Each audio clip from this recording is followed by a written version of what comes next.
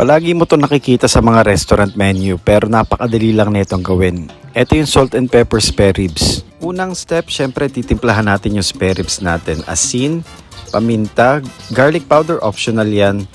Ito importante, baking soda kasi yan yung magpapalambot ng karne natin. Tapos egg white. Nilagyan ko rin ng harina yan. Tapos nilagyan ko rin ng wow sarap. Then pwede nyo na imekos-mekos yan hanggang magsama-sama na yung lasa nila. Sa dry mixture natin, ayan, harina. Tapos nilagyan ko rin ng cornstarch. Kaya na bahala magtansya niyan. Salt, garlic powder, MSG, and then counting pepper. Tapos halu-haluin nyo lang. Ayan, okay na yan.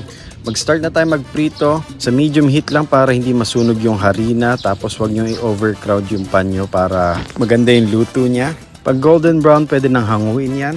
Next natin is yung sauce. Ayan, maglalagay lang ako ng butter. Painitin nyo lang muna yung butter bago nyo ilagay yung garlic. Tapos nilagyan ko rin ng red bell pepper. Mas maganda yan kung may green bell pepper pero sa akin okay na to.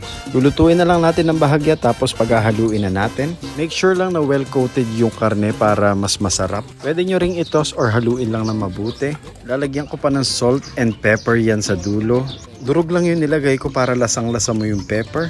Okay na siguro to. Tara, plating na tayo. Ewan ko na lang kung di ka pa makarami ng kain neto. Kung gusto nyo pa makakita ng lutong bahay recipes, follow for more cooking tips.